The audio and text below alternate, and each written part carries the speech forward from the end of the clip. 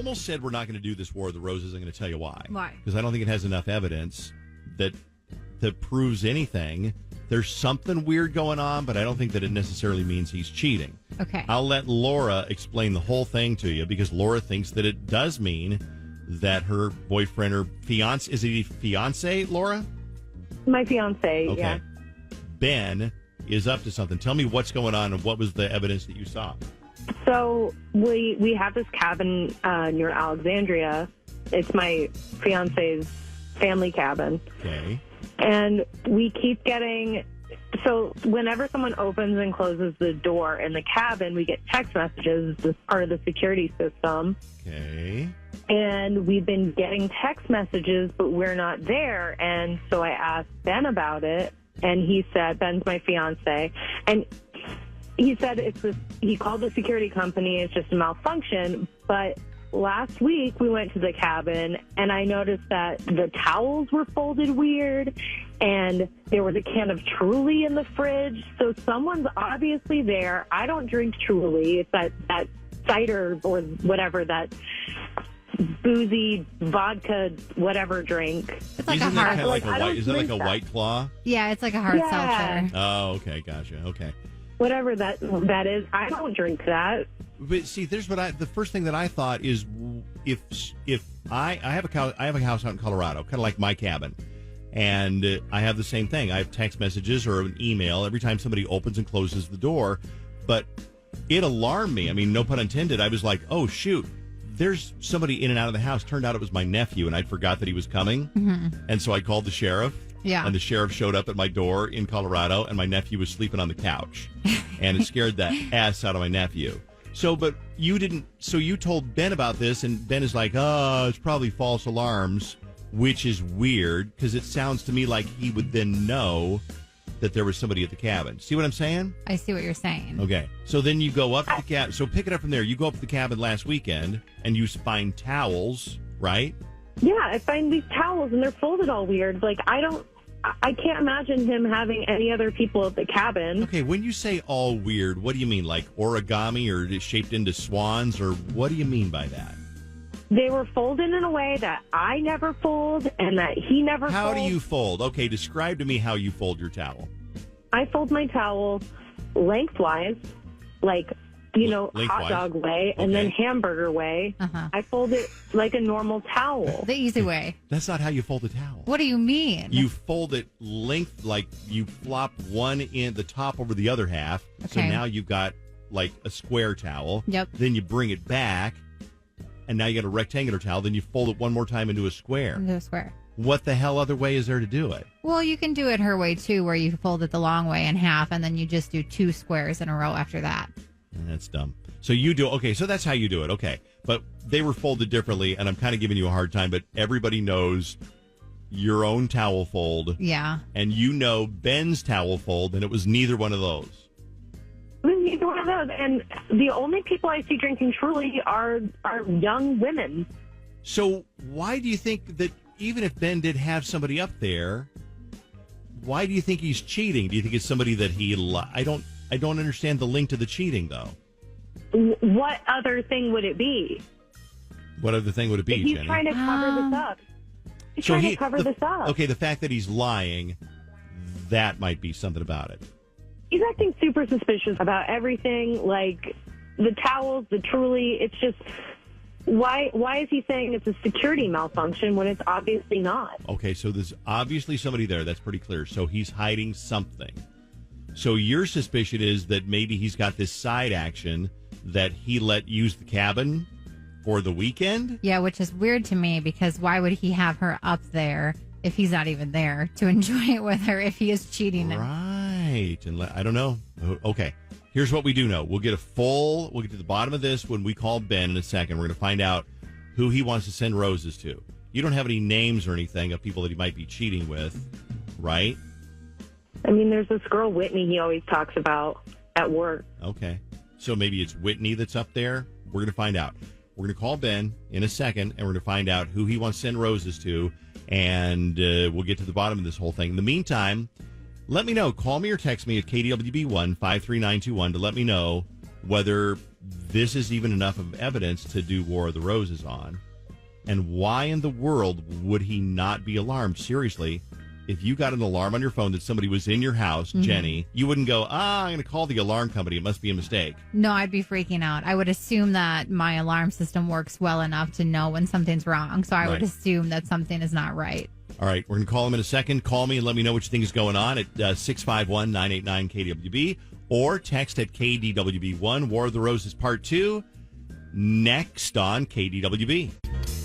Here's the funny thing. People are always on me to get into War of the Roses at the end so we're not running late. And I'm like, I'm trying to run on time, but I want to show you some pictures of my trip to the Poconos. Yeah, please do. I love the Poconos. Now, this time look of at year. this one. Here is when we're down gassing up. We're down at the Speedway. We're gassing up over there. We're gassing up the RV. Oh, we don't have time for this? No, No, let's not move really. on. We've got callers, I like we've it. got callers on the phone. Do you know how long I've been wanting to show you pictures from my trip to the Poconos? Here's the best part about that joke. What? The number of people that don't know where the Poconos are. All right, let me change And the joke. why? How about this one? Okay. I would love to get right back to War of the Roses, but I got to show you some pictures of my trip to the Black Hills. Oh, okay. Now, this is something that I can relate to. Here we are at the Crazy Horse Memorial. Oh, okay, we're out of time. Look at how big We're out of time. God, you guys are hard to get along And with. let me tell you, Crazy Horse Memorial, get that thing done. Hey, Jeez. Josh. Hey. I know you called to talk about War of the Roses, but are you interested in hearing about my trip to the Poconos? I would love to, but I have class in about 15 minutes. Every time I try to show you pictures, You're the worst. Every time. Josh, what do you want to say about War of the Roses? What's going on? I was just thinking, if she mentioned it was her fiance's family's cabin, why couldn't it be like his sister or something? I thought the same thing. Just like what happened with your nephew, right? It Yeah. could be someone else in his family. Exactly. Good point. Unless she knows that they don't. I don't know what that is. Maybe we can ask her about that one. That's a really good point. Why are you worried about the alarm going off when there's 18 other people that could be using the cabin? I have to tell you. Yeah, we have a cabin. We don't have a security system like that, but it is our family's cabin. Sometimes my sister will go up with her friends, and Yeah, it's but not out of the ordinary. But you don't get alarmed if the alarm goes off because it's like, oh, my sister's up there with her friend. Yeah. Josh, when are you done with class? I'm going to come by and show you pictures of my trip to the Poconos. God, save yourself. My class starts in about 15 minutes, 8:05. I'll be outside your door. Thank you, Josh. That's weird. We got some people on the texting at KWB1 53921. We'll get back to War of the Roses in a second. A lot of people are saying that she sounds a little bit crazy and angry and that he needs to run. Yep. Well, here's one. It says, why is she assuming it's another woman? It's a family cabin. Other family members could be using it. Here's one. Totally sketch. Totally sketch. Why He's is that? probably sneaking away during work hours and meeting his side action at the cabin. Now, I didn't ask her where she lived, but the cabin's in Alexandria. That's totally so I promise possible. you, if he lives somewhere like, I don't know, Maplewood, he's not going up to... But if he lives in that's a Maple Grove, that's totally possible. No, it's an it's hour, not. hour and a half. To Alexandria? My neighbors have a Farther cabin than near that. Let's make the phone call and see who he sends the roses to on KDWB. Stay here for my trip to the Poconos. Hang on.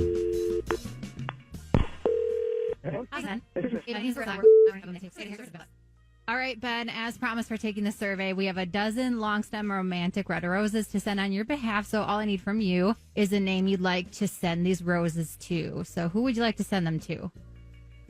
I'd like to send them to my beautiful fiance, Laura. Cute. And we can always attach a little card if you want to write a note.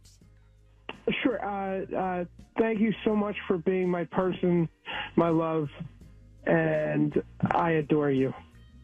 Oh, that's so I have to nice. say, we have a limit of characters. I think you've gone over the limit of characters. Hey, Ben, I'm just pulling your leg.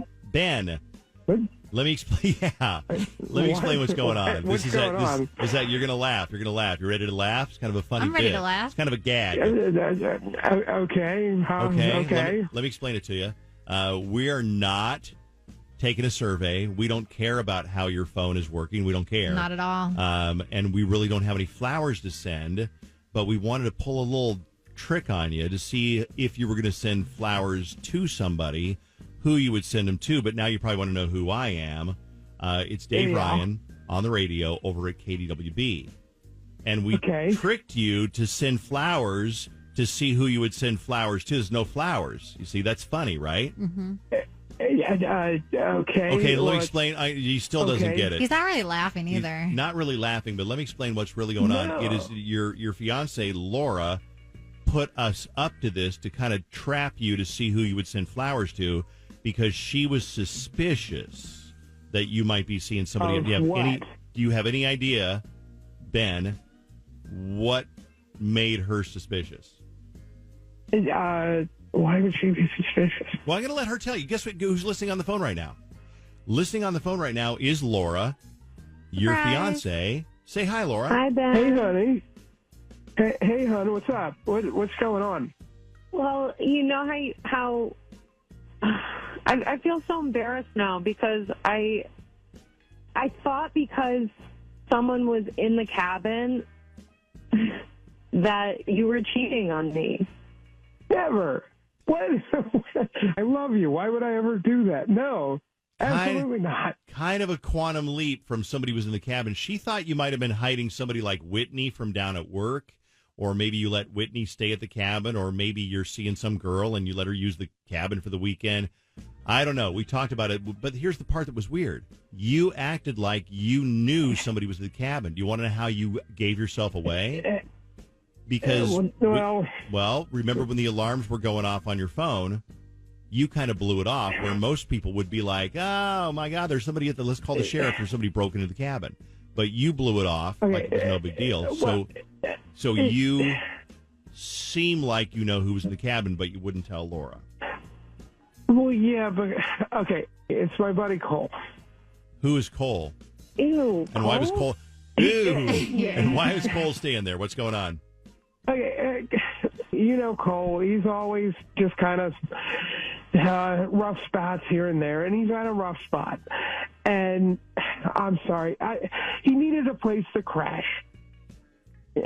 Why couldn't you tell? Why couldn't you just tell me that? Exactly. What she Because said. you don't like Cole. That's why I didn't tell you. He's a great dude. He's my friend from high school.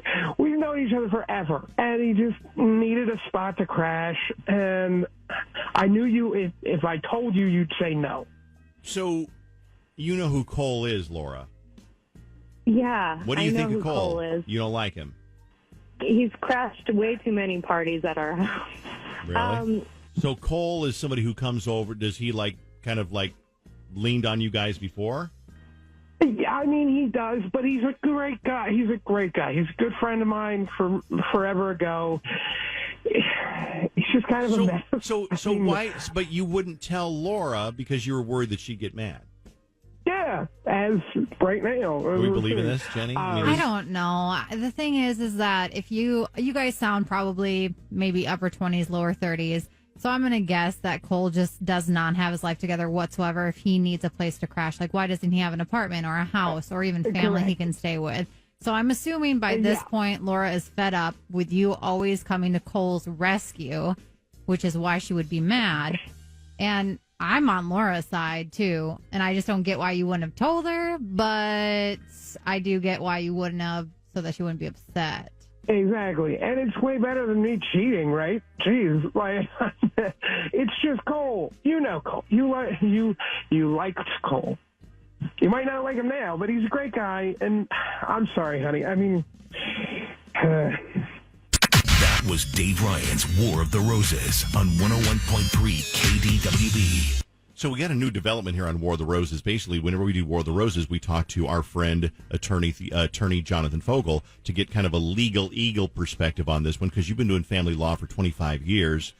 What was your first... Good morning, Jonathan, by the way. Hey, Jonathan. Good morning. How are you guys doing? Can I interest you? I'll tell you what. You went to the Black Hills. Oh, God. I'll Save show you yourself. my pictures of the Black Hills. You show me your pictures of the Black Hills. You know Deal? what? I'm going to take you up on that, Dave. See, there you go. You that's- know what that's called? That's being a friend, Steve. It's called Oh, being a God. friend. Yeah, but we work in radio, and the listeners can't really see pictures. I'm very descriptive. Uh-huh. Hey, Jonathan, you listened to War of the Roses. You noticed something on there that I didn't even think about. Yeah, well, first of all, who are these crazy people that fold towels this way? That's my first thing. Right? You don't fold them like a hot dog. You fold like a hamburger. That is very strange. I've heard folding like a hot dog. But anyway, that's not a legal issue. The legal issue that I heard was when Laura says, we have this cabin near Alexandria, but then in the next sentence she says that it's her fiance's family cabin. And this I hear a lot when people get divorced, is people not realizing the difference between a non-marital asset and a marital asset. The reality is that cabin will never be Laura's cabin or their cabin. It will always be his family's cabin. Even when they get married, it'll still remain his non-marital cabin. Why is that? I mean, if they married, isn't when you get married, what's mine is yours and yours is mine? Well, that old adage is true, except for non-marital property. So I always tell people that, and I see this all the time, when you get married, if you brought something into the marriage, like a cabin, or in other times are like retirement accounts. If you have things that are yours before you got married, they stay yours. They don't become marital. The other person doesn't get interested in it. Even if he put the cabin in her name after they got married, when they got divorced, he could still claim that cabin was his. No kidding. He have no interest in it. But so if I had like $100 million in my bank account and I marry somebody and then we get divorced a week or, a couple of years later, if I had it ahead of time, then she couldn't get any of that money? That's right. That's right. And so a lot of people, people believe that a prenuptial agreement is the only thing that can protect non-marital assets. The reality is, all you have to do is trace it back to something that you owned prior to the marriage. So if you had $100 million in your bank account before you got married, and that was still there when you got divorced, or you could trace it back to that money, or even if you use that money to buy a house, let's say you got married, you use that money to buy a house or a car or a boat, all those things you bought with your non-marital money are yours, and your wife or husband would have no interest to that money. What about this one? We hear this one a lot. Let's say you get married, you get the engagement ring, he gives you the engagement ring, or, it's 2020, maybe she gives you the engagement ring. The engagement ring, you get divorced. It's worth $14,000. You picked it up over at Shane Company Jewelers. It's beautiful. They gave you a great deal. So now you get divorced 6 months later. Where does the ring? Who does the ring belong to? Technically, the ring is a gift prior to the marriage, and it goes to whoever received the gift, whether it was the husband or the wife that was given that gift. That stays there. There's no interest in the marriage. The only example that I had a case a few years ago where someone bought the ring prior to the marriage, but bought it on a loan. So he paid for the loan during the marriage, and it was about a $20,000 engagement ring. When they go to get divorced, he says, guess what? Because I paid for it during the marriage, it's now marital, and so we have to split the value. And the court agreed because he paid for it during the marriage instead of before the marriage. We're talking to Jonathan Fogel from Fogel Family Law, and he's great. We call him our legal eagle. If you ever want to, get a divorce, call Jonathan. I mean, that sounds simple, but seriously, there's people that get divorced all the time. We're not promoting divorce. I said it all the time. I said, I hope you never meet Jonathan. I hope you never sit across from him and have to do a consultation. I hope you stay married and happy forever. But it's a fact of life that sometimes you need an attorney to help you sort through the things. Jonathan's been doing it forever. Here's one last question. What if I get engaged and then we break off the engagement? Do I get the ring back legally? Is it mine? Was it what if she breaks off the engagement? She says, I'm done with you, Dave. And I'm like, I want my $14,000 ring back. Do I get it back? So in those situations, if marriage does not go through, then the ring is something that needs to be given back because there was no consideration. The follow through of the wedding was the promise of what the ring was for, and the court can order that you give the ring back. No kidding, man. There's so many rules. Do you hear like some partners or future partners say, "Screw you, I'm not giving the ring back"? Oh yeah, I see it all the time. Or what I see is suddenly the ring disappears. What ring are you talking about? I don't know what you're talking about. No kidding. Yeah. Remember that one. That's a good ploy. Hey, Jonathan, it's always a pleasure to have you on the show. Thanks for your expertise. Go on Fogel Family Law, Fogel Family Law. Get a free consultation. Come in, sit down with Jonathan. He gives you a free cup of coffee. You still doing free coffee? I'm still doing the free coffee. Absolutely. Wow, that's a good deal. Okay, FogelFamilyLaw.com. Jonathan, have a good week, okay? Thanks, Dave. Let me know when you're ready to share those pictures. Yeah, they're great ones. Seriously, we have one in front of Mount Rushmore. Oh, God. Did Not worth it. Did he hang up? Yeah, he did.